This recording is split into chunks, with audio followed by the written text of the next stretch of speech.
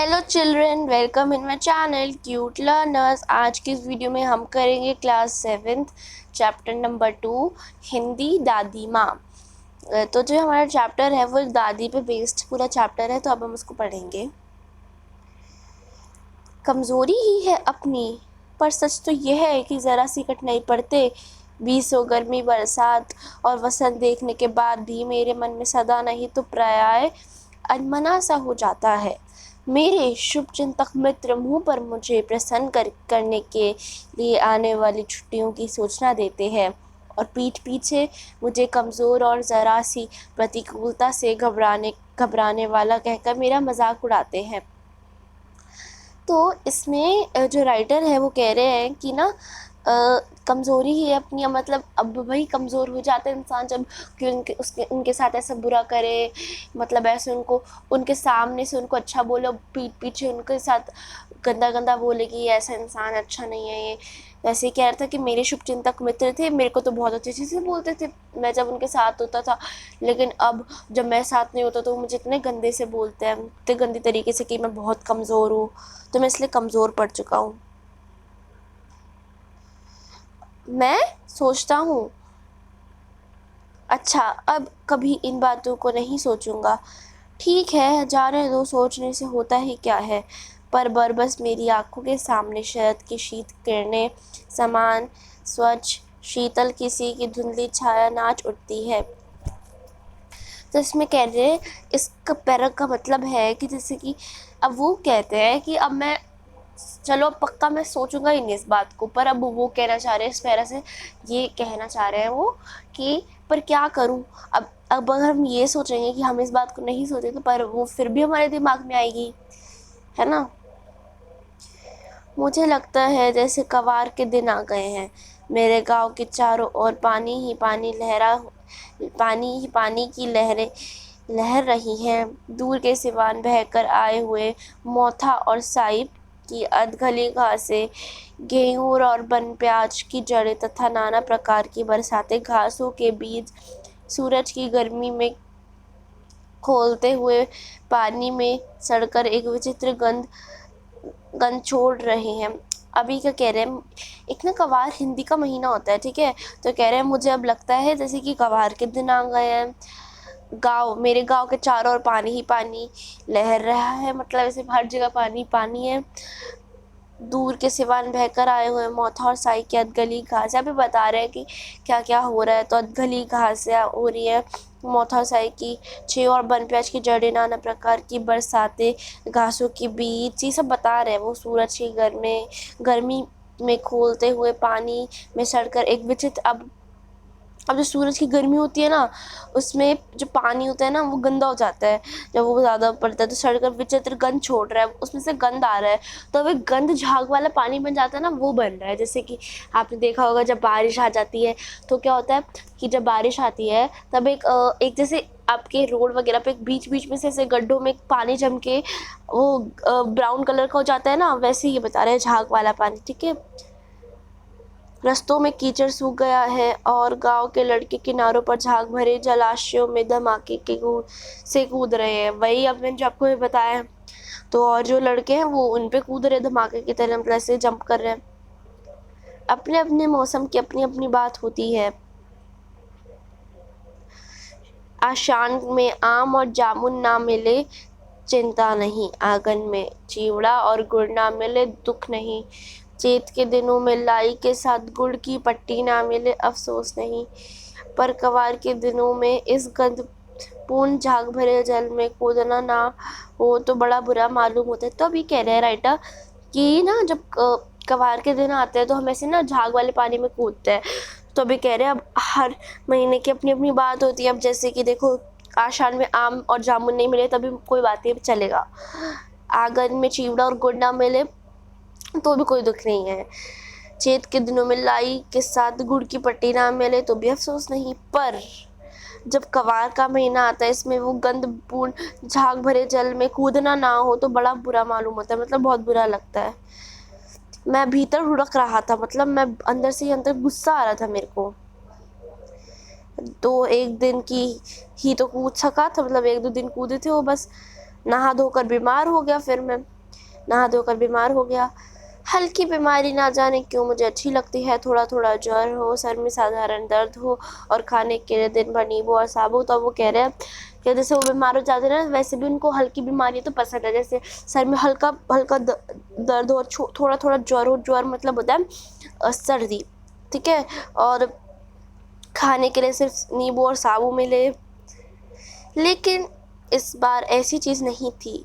ज्वर तो चढ़ा तो चढ़ता ही गया, रजाई पे रजाई, और उतरा रात 12 बजे के बाद। मतलब अब लेकिन इस बार ऐसा नहीं हुआ उनके साथ। वो नॉर्मल बुखार नहीं चढ़ा उनको। जब बुखार चढ़ा तो चढ़ता ही गया और रजाइयों पे रजाई ओढ़नी पड़ी। फिर रात 12 बजे के बाद उतरा। फिर वो दिन में चादर लपेटे सोया था। दादी माँ आई, शायद नहाकर आई थी। उससे झाग वाले जल में पतले दुबले स्नेही शरीर पर सफ़ेद किनारी ही धोती, सन से सफ़ेद बालों के सिरों पर सघे टपके हुए जल की शीतलता। मतलब वो कह रहे हैं कि अब दादी माँ आई, मैं दिन में सो रहा था। जब दिन की बात बता रहे हैं, अभी दिन में ना वैसे चादर लपेटे सोया हुआ था। दादी माँ नहाकर आई थी शायद, उसी झाग वाले पानी में। उनका पतला दुबला शरीर था जिसमें उन्होंने पहन रखी थी सफ़ेद किनारीहीन धोती, सन से सफ़ेद बालों पे। मतलब ऐसे कह रहे हैं कि उनके बालों में से जब वो बाल भी गीले हो गए थे तो उनमें से बूंदें टपक रही थी पानी की। ऐसा लग रहा था शीतलता है, टपके हुए जल की शीतलता है वो। आते ही उन्होंने सर पे छुए। मतलब वो जब आई नहाकर तो उन्होंने मेरा सर पे छुआ। राइटर का आंचल की गांठ खोल किसी अदृश्य शक्तिधारी के चबूतरे की मिट्टी मेरे मुंह में डाली, माथे पे लगाई। दिन रात चारपाई के पास बैठी रहती, कभी पंखा जलती, कभी जलते हुए हाथ पैर कपड़े से सहलाती, सर पर दालचीनी का लेप करती और 20 बार छू छू कर ज्वर का अनुमान करती। मतलब ये कह रहे हैं अब कि अब दादी माँ फिर आई ना तो साइड में बैठ के से पेट हाथ छूने लग गई कि भाई कितना ज्वर कम हुआ है या जितना कितना बड़ा है। फिर क्या करती वो आंचल की गांठ खोले अदृश्य शक्तिधारी, मतलब वो बना के शक्तिधारी सा चबूतरे की मिट्टी बना के, मतलब ऐसे उसको उनके मुंह में डालती सही, ताकि वो सही हो जाए। माथे पे लगाती और फिर दिन भर रात भर चाय पाई के पास बैठी रहती। उनके मतलब जैसे इस चारपाई में राइटर सो रहे तो वो वहाँ साइड में बैठी रहती या खाट पे थोड़ा बैठ जाती चारपाई पे। कभी पंखा चलती। उस टाइम पे पता क्या होता था हमारे आज के टाइम पे, तो हम तो नॉर्मल फ़ैन, जब भी वैसे तो हम एसी यूज़ करते हैं, बट जब जैसे ज़्यादा गर्मी नहीं आती तो हम फ़ैन भी यूज़ करते हैं ना। तो उस टाइम पे लाइट भी नहीं होती थी, तो पता क्या करते थे वो लोग, इस टाइप का वो लेते थे, पंखा होता था। आज के टाइम पे भी मिलता है वैसे पंखा, ठीक है। इस टाइप के पंखा होता था और फिर वो उससे ऐसे कोई भी अंदर से कुछ भी डिज़ाइन होता था और वो पंखा होता था, ठीक है। तो पंखे से सहलाती, पंखा चलती है मतलब कभी जलते हुए हाथ पैर कपड़े से सहलाती है। मतलब जब राइटर के ज़्यादा ही बीमार राइटर थे तो उनके बहुत ज़्यादा हाथ पैर गर्म हो रहे थे, तो वो एक कपड़ा लेते ठंडा और फिर ऐसे पूरे हाथ पैर पे लगाते ताकि वो थोड़ा ठंडा होए जो गर्म शरीर है। सर पर दालचीनी का लेप करती और 20 बार छू छू कर ज्वर का अनुमान करती। मतलब सर पे लगा दालचीनी का लेप लगाती। दालचीनी होती है एक टाइप की मसाला ही होता है, उसका लेप बना के लगाते उनके सर पे और बार बार 20 बार छू छू के उनको देखते कि ज्वर कितना कम हुआ है।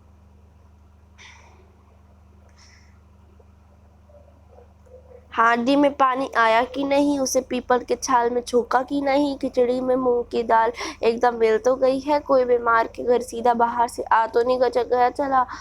आधे लाखों प्रश्न पूछ पूछ के घर वालों को परेशान कर दी थी। मतलब वो इस टाइप के प्रश्न पूछते कि भाई मतलब इस टाइप के, जैसे कि हांडी में पानी आया कि नहीं, मतलब पानी आ गया नहीं, पीपल की छाल में उसको छोका कि नहीं, खिचड़ी के मुंह में दाल एकदम मूंग की दाल एकदम मिल तो गई है, ठीक है। इस टाइप के प्रश्न पूछती है कहती। और ये भी पूछती कि कोई बीमार के घर में सीधा बाहर से आकर तो नहीं चला गया। मतलब उनके घर में कोई बीमार था, जैसे कि उनका पोता जो राइटर है, तो कह रही थी कि एकदम से कोई आके तो नहीं चला गया, वरना क्योंकि कोई आता है तो उनके भी तो हो सकती है बीमारी, तो सबका ख्याल रखती थी इस टाइप के से कोई भी। हाँ ठीक है, तो इस टाइप के प्रश्न पूछ के घर वालों को परेशान कर देती। दादी माँ को गवाए गांव की 50 किस्म की दवाइयों के नाम याद थे। गांव में कोई बीमार होता उसके पास पहुंचती और वहाँ वही काम, हाथ छूना, माथा छूना, पेट छूना, फिर भूत से लेकर मलेरिया, सरसाम, निमोनिया तक का अनुमान विश्वास के साथ सुनाती। मतलब दादी माँ को नहीं गाँव है, गवई गाँव जहाँ पे वो रहते हैं, ठीक है, उन गाँव की 50 किस्म की दवाइयों के नाम पता थे। 50 अलग अलग तरह की जो भी दवाइयाँ होती थी ना, सबके नाम दादी माँ को पता थे। गांव में जब भी कोई बीमार हो जाता ना, वो दादी चली जाती उनके घर और फिर उनका वही काम करती, अपना उनका सर, हाथ छूना, पेट छूना कि कितना है, फिर ये देखना कि कौन सी तरह की दवाई मिलेगी, अलग अलग तरह के विश्वास के साथ सुनाते कि ये टाइम पे लेना, ऐसे ऐसे करके। और उनको तो इतना भी पता था कि लेकर मलेरिया, निमोनिया, सरसाम तक की अलग अलग तरह की बीमारियों के उनको सब पता थे, वो नुस्खे। महामारी और विषुचिका के दिनों में रोज सवेरे उठकर स्नान के बाद लवंग और गुड़, मिश्री, जलधार, गुल्ले और धूप। इसमें कह रहे हैं कि जब महामारी वगैरह आ जाती थी उन दिनों में वो ये सब, जैसे कि गुड़, मिक्सचर, जलधार, गुल्ले और धूप, ये सब करती। ठीक है, वेट, सॉरी, हाँ तो हम यहाँ पे थे। सफाई कोई उनसे सीख ले, दवा में देर होती, मिर्चियाँ शहद खत्म हो जाता, चादर या गिलाफ नहीं बदले जाते तो जैसे पागल ही हो जाती। तब कह रहे हैं कि अब इतनी अच्छी सफाई करती थी, सफाई उनसे सीख लो। दवा में देर होती, मतलब ऐसे कुछ भी किसी चीज़ में देर नहीं होती, अगर कभी हो जाती तो गलती से भी, तो दवा में कभी देर हो जाती, मान लो मिर्च या शहद ख़त्म हो जाता, चादर या गिलाफ नहीं बदले जाते ना, तो पागल सी हो जाती वो। बुखार तो मुझे अब भी आता है, नौकर पानी दे जाता है, मैं महाराज अपने मन से पकाकर खिचड़ी या साबू, डॉक्टर साहब आकर नीड़ देख जाते हैं और कुनीन मिक्सचर की शीशी से ताई के डर से बुखार भाग भी जाता है। पर ना जाने क्यों मुझे ये वाले बुखार को बुलाने का मन नहीं करता। मतलब कि जब उनकी दादी थी उस टाइम पे उनको ना ये वाला बुखार अच्छा लगता था कि वो इतनी अच्छे से केयर करती थी, ठीक है। लेकिन अब जब उनको बुखार चढ़ता है तो क्या होता है कि जो उनके वहाँ पे सर्वेंट्स वगैरह हैं वो सब उनको आके पानी दे जाते, ठीक है। और मेस महाराज होते थे जो खाना बनाते थे उस टाइम पे, ठीक है। तो जब उनका मन होता था जब वो खाना बना के, मतलब साबू बना के खिला जाते थे। डॉक्टर साहब आके नीड चेक कर देते, मतलब चेक कर लेते थे कितना बुखार है। और कुनेन मिक्सचर की शीशी की तिताई के डर से बुखार भाग भी जाता, ठीक, दवाई का नाम है, उससे बुखार भाग भी जाता। पर अब उनको मन नहीं करता इस बुखार को बुलाने का भी।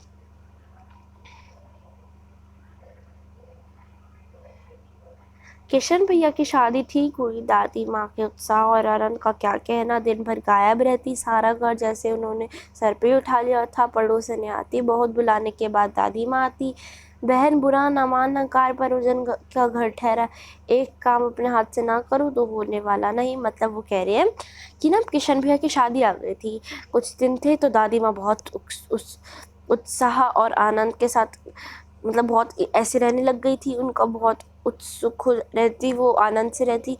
तभी वो बोल रहे उनका क्या कहना, जब वो ऐसे रहती है दिन भर ही गायब रहती, पूरे पूरे दिन, सारा घर जैसे उन्होंने अपने सर पे उठा लिया था।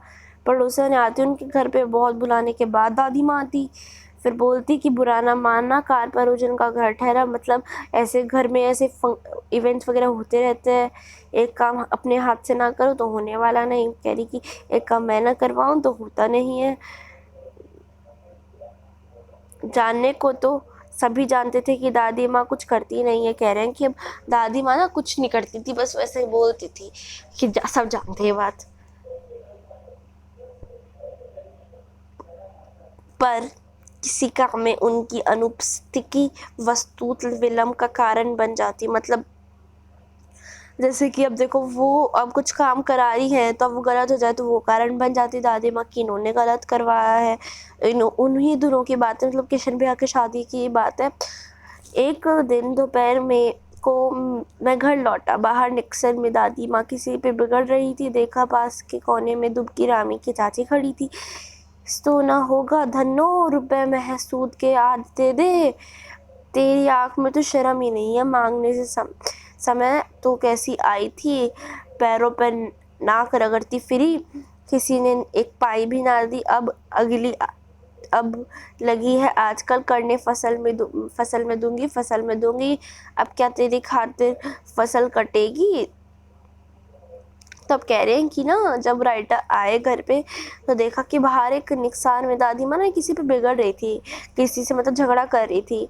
तो देखा तो पास के कोने से कि कौन है वो, तो देखा तो दुबकी रामी की चाची थी, धनु चाची। मतलब सोना होगा धनु, ऐसे से कह रही थी, कुछ काम नहीं होगा धनु, रुपए, मतलब वो इस टाइप से बोलने लग गई कि तेरे में तो शर्म ही नहीं है, पैसे अब फसल कटेगी, बोले जा रही है फसल मैं दूंगी, फसल मैं दूंगी। अब क्या तेरी खातिर दूसरी फसल उगाए, जब तू उस टाइम पे तो दिया नहीं। कहती दूंगी मालकिन, रामी की चाची रोती हुई दोनों हाथ में से आंचल पकड़े दादी माँ के पैरों पे झुकी। बिटिया की शादी है, आप न देंगी तो दिया करेंगी तो बेचारी के निस्तार कैसे होगा। हट हट अब, मतलब वो कहती है पहले तो कि मेरी बेटी की शादी है तो प्लीज़ मुझे पैसे दे दो, आप नहीं दोगे तो कौन देगा मुझे, तो बेचारी का निस्तार नहीं कैसे होगा, मतलब शादी कैसे होगी। कहती हैं हट हट, अभी नहा के आ रही हूँ। दादी माँ पीछे हट गई। जाने दे दादी, मैंने इस अप्रिय प्रसंग को हटाने की गरज से कहा, बेचारी करीब है दे देगी।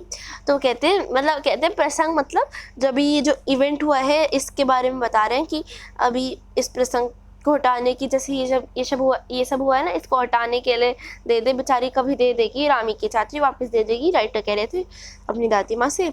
तो दादी माँ कहती है चल चल, आया है समझाने हैं। मैं चुपके से आंगन की ओर चला गया। कई दिन बीत गए, मैं इस प्रसंग को एकदम भूल ही सा ही गया था। एक दिन रास्ते में रामी की चाची मिली। वह दादी की पूतो फलो दुगो नहानों के आशीर्वाद दे रही थी।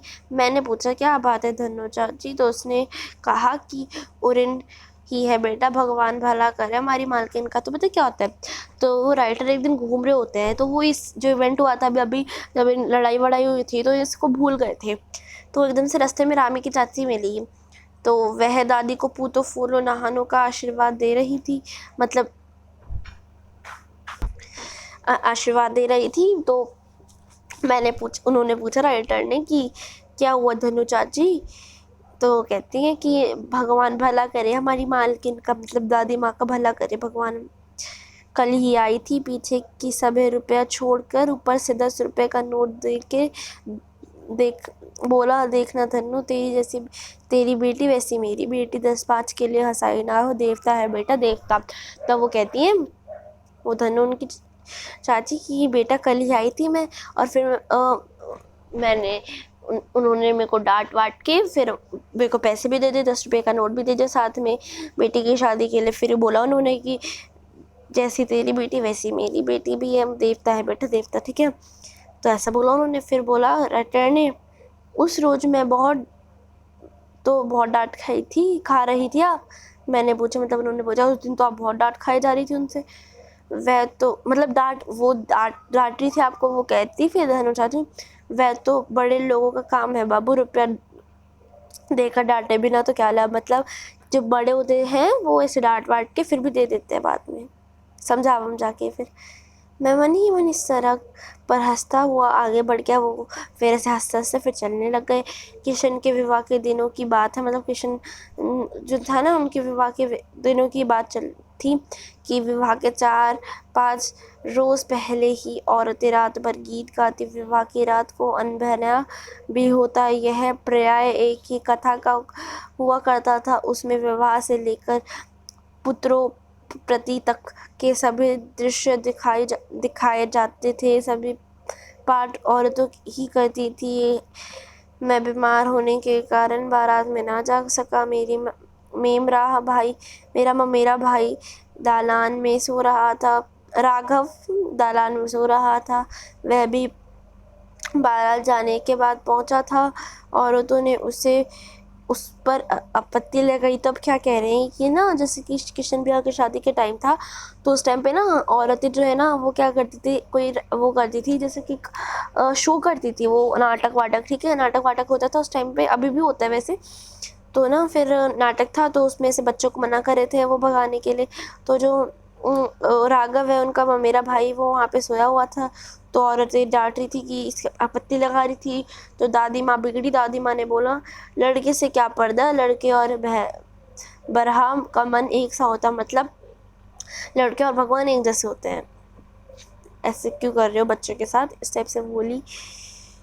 मुझे भी पास की एक चारपाई पर चादर उड़ा के दादी माँ ने चुपके से सुला दिया। बड़ी हंसी आ रही थी, सोचा कहीं जोर से हंस दूं भेद खुल जाएगा तो निकाला जाऊंगा, पर भाभी की बात पर हंसी ना रुकी सकी तो भांडा फूटी क्या। तो ना राइटर को भी साइड में, नाटक के साइड में चारपाई पे जैसे सो रहे थे सब बच्चे, सुला दिया तो फिर एकदम से ना राइटर सो नहीं रहे थे। राइटर तो ऐसे लेट के बातें सुन रहे थे उनकी। तो एक भाभी थी उनकी, तो वो ऐसे कुछ बोल रही थी ऐसा हंसी का नाटक में, तो एकदम से उनको हंसी आ गई तो उनका भांडा फूट गया। देबू की माँ ने चादर खींच ली। अब भाभी तो डायलॉग बोल रही थी पर देबू की माँ ने चादर खींची। कहो दादी, यह कौन बच्चा सोया है, बेचारा रोता है, शायद दूध तो पिला दूं। हाथापाई शुरू हुई। दादी माँ बिगड़ी, लड़के से क्यों लगती है, मतलब फिर वो ना उनको पता चल गया। तो एक देबू की माँ आई, उन्होंने से चादर खींचा, बोला कि यह शरारती बच्चा कौन है, इसको हटाओ यहाँ से, ऐसे डांटने लग गई। तो फिर दादी माँ बोलती, लड़के से क्यों लड़ती है।